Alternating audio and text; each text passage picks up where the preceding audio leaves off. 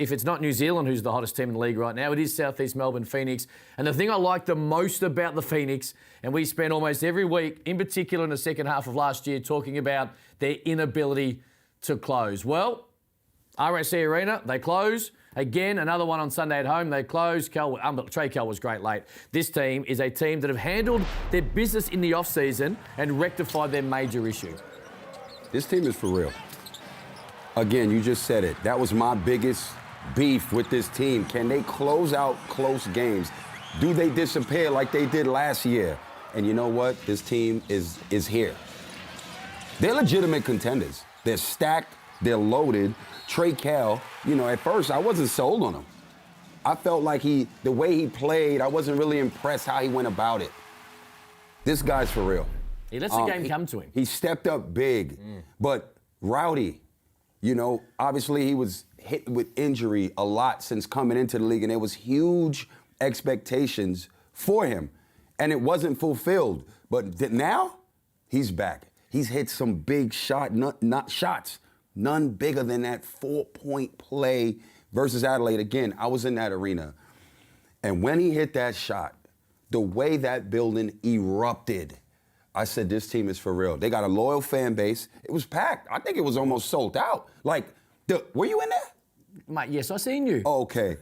I was standing up from the last 2 minutes of the game throughout the whole overtime. It was that good of a game. But let me tell you something. Please. You know who's the key to this team? Gary Brown, yo.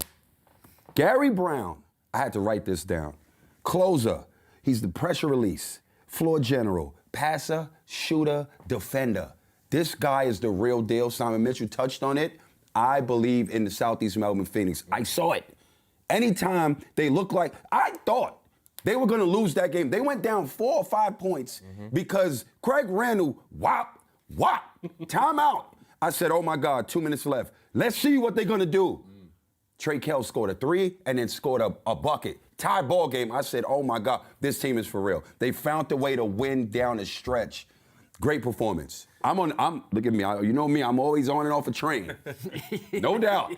The train ain't going well, I'm out. I'm back on the Phoenix train. We know. I think you have to be. Yeah. We wanted to wait until we saw this whole team with all their guys on the floor, right? Those first 3 games, they won one, they lost a couple, but they didn't have all those main pieces there. Well, they're undefeated. Big Sauce, Joe Chi, they balling. Yeah. They got a crew, man. They're undefeated since that group has been in. But we can talk about all kinds of guys. Let's talk a little bit further about Trey Kell, because we have spoken about Gary Brown last week. We have spoken about Big Sauce and these guys, but you're right. What this guy did down the stretch the other night, 20 points in the fourth quarter and overtime. And you said he lets the game come to him. Look, he's not doing anything extraordinary here. These aren't tough shots. The ball's finding him. He's ready to step up in his moment. And this was the guy, remember at the Summer League where we followed the Phoenix closely and they were excited that they were going to get this dude? Now, they're all offensive highlights. Offensive highlights. Guarded Bryce Cotton down the stretch in Perth. Guarded Craig in that overtime period. Now, he had some looks, but they've got a guy now that they feel comfortable at the offensive end, but also guarding those premier scorers in big moments.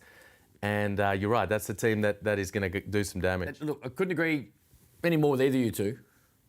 Rich Creek's still the key to this team, though, because I think as he goes, they go. He's just got a little more help this year than he had at certain times last year. But Ryan Brockhoff, it's probably something we slept on in the off-season. He rolled in mid-season 2 years ago and couldn't quite get the momentum going. He's had the injuries and stuff away from the court. Way more important than basketball. He seems in a great spot. He's got his body ready. Well, I know how great of a basketballer he is. I wasn't certain he could go. If he continues to build on this, it's something that I think gives him that extra edge to have a crack at this. You know what I think is good for a Ryan Brockhoff? How many weapons they have. So it's not just relying on him. Because that's who he's been his whole career. That's who he was in the NBA, in Europe. That's who he was on the Boomers.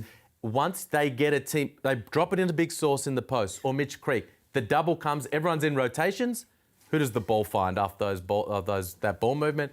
Ryan Brockhoff, open on the arc, and he's hitting big shots. And you know what? Joe Chi hasn't found his feet yet. He's coming off the bench playing limited minutes. Now, he's not needed as much as he was 12 months ago from a productive point of view, in particular points, but he's still going to get better as well. This is a team that have found their mojo once their guys, funnily enough, get back on the court, and they're playing great basketball.